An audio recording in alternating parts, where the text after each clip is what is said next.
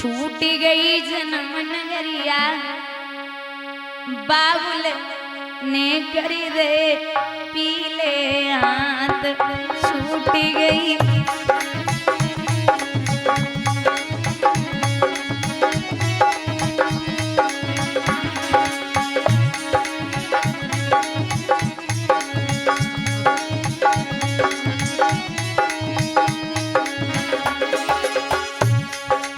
छूट गई मैया और बबूला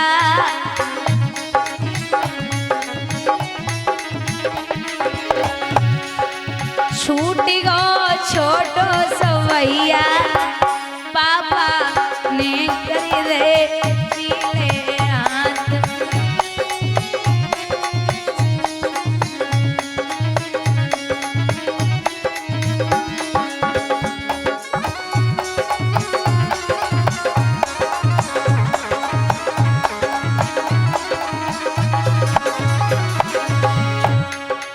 छूट गई भैया और भाभी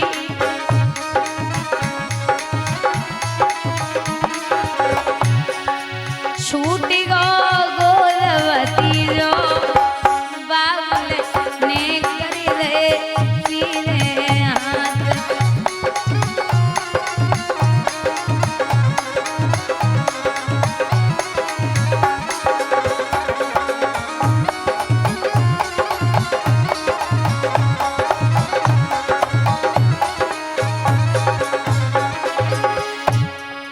छूट गई जन्म नगरिया बाबुल ने करी रे पीले हाथ।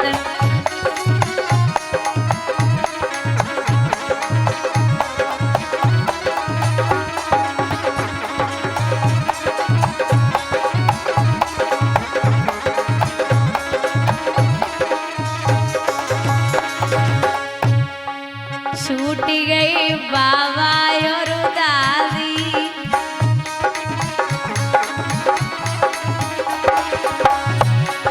छूट गए लाड़ गनेरे बाबुल ने करी रे पीरे हाथ।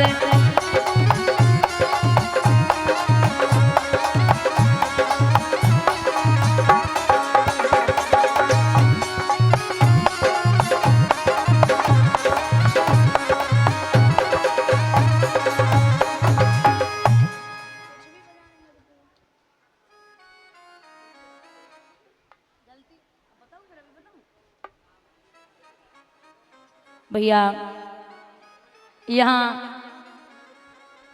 जब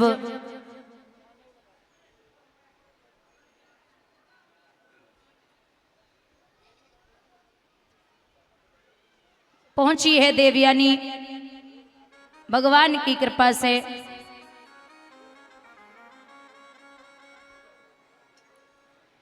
देवयानी के गर्भ से दो पुत्रों ने जन्म लिया, यदु और तुर्वस।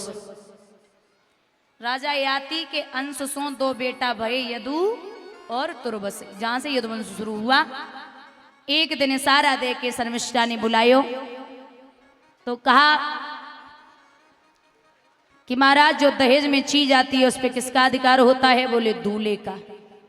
मैं भी दहेज में आई हूं। देवयानी से छिपके राजा मिलने जाने लगे। शर्मिष्ठा के गर्भ से 3 बालकों ने जन्म लिया, अनु, दुरु और पुरु। 3 हुए शर्मिष्ठा के। एक दिन राजा बैठे हुए थे तो आपस में बातें करने लगे। बच्चा झगड़ गए। राजा ने थाली फेंकी, बोले शर्मिष्ठा के 3 बेटा का मुंह झगड़ा ना होवे, तेरे 2 रोज झगड़ा करे। जो सुनी कि शर्मिष्ठा के 3 हैं, देवयानी इतने गुस्से में बाप के पास पहुंची। पिता ने सुना कि मेरी बेटी को धोखा दिया, अंजलि में जल लिया। शुक्राचार्य ने राजा याति से कहा कि तुम्हें अपनी जवानी पर घमंड है, जा तुम बूढ़े हो जाओ। बूढ़े है गए। देवयानी ने पति की दशा देखी तो चरणों पे गिर पड़ी। पिताजी हमारे पति जैसे पहले आते ना वैसे ही कर दे। अब बुढ़ापो है पति पे। शुक्राचार्य बोले हमारे के घर की खेती है, जब मन करो तब जवान, जब मन करो तब बुढ़ापो। अब कुछ नहीं हो सकता। इनका हेतु नातेदार रिश्तेदार इन्हें जवानी दे दे और बुढ़ापा ले ले तो जवानी वापस आ सकती है। अब इतना भलो कोई दुनिया में है जो जवानी दे दिया बुढ़ापो ले लिए? सबने मना कर दिया। सबसे छोटा बेटा था पुरु, उसने जवाब दिया पिताजी आपसे ही लड़कपन मिला, आपसे ही जवानी, तो जवानी किस काम की, आप ले जाओ।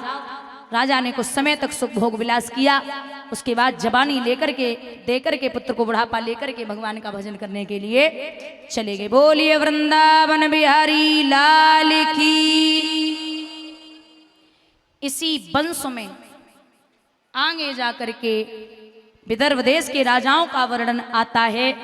दादा एक राजा हुए हैं यहाँ मथुरा नगरिया में, जिनका नाम है आहुक। क्या नाम है? आहुक। आहुक के पुत्र हैं उग्रसेन और देवव्रत। महाराज उग्रसेन और देवक दो भाई हैं। ये मथुरा नगरिया के राजा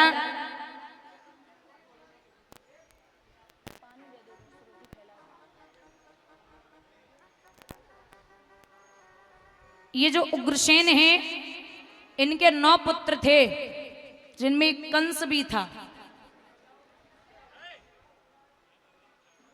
कंस जो है बहुत उपद्रवी था। 5 साल का हुआ, गांव के बच्चन को खेलने के बहाने ले जाए, काऊ को गला घोंट दे, काऊ को धरती में दबोच दे। इतना बड़ा पापी।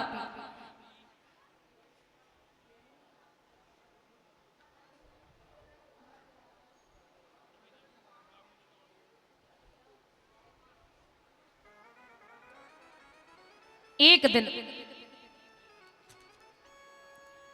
महाराज 11 साल का हुआ कंस, तो गांव के बच्चन को खिलाए रहो और कहूं से महात्मा आ रहे तो ले जाए कि महात्मन से पूछ रहे हो कहां जाने? बोले मथुरा। ले जाए कुआं में ढकेल दे, ले जिंदगी भर मथुरा में घूमो। 18 साल का हुआ। आपने देखा होगा जो बड़े घर को लड़का हो तो के पीछे 2-4 चिमचा लगे ही रहता है ना। और चमचों से हमेशा सावधान रहना। चमचा जो होता है ना, चमचा आप जिस बर्तन में डालोगे वो जब बाहर निकालोगे तो बर्तन खाली करके ही बाहर निकलते हुए बोलिए गोविंद भगवान की। चमचों से हमेशा सावधान रहना। तो कंस के इतने उपद्रव बढ़ रहे।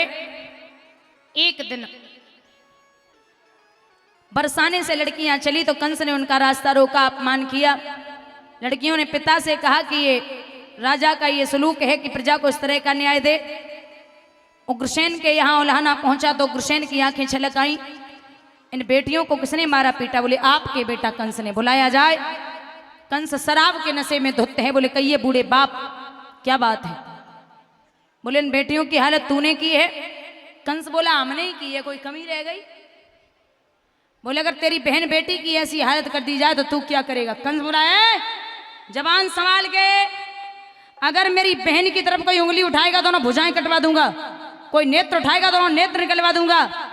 यहाँ उग्रसेन बड़ी प्यारी बात कहते हैं कंस को समझाते हुए कि अगर तू किसी बहन बेटी के पीछे पड़ा है, अगर तू किसी बहन बेटी के पीछे पड़ा है तो याद रख तेरी बहन बेटी के पीछे भी कोई खड़ा है। कंस बोले ज्ञान तो हमें बचपन से ही पसंद ना है, अब तुम आओ ज्ञान सही है ही ना। बात से पिता से कहा कि इनका श्रृंगार कर दो।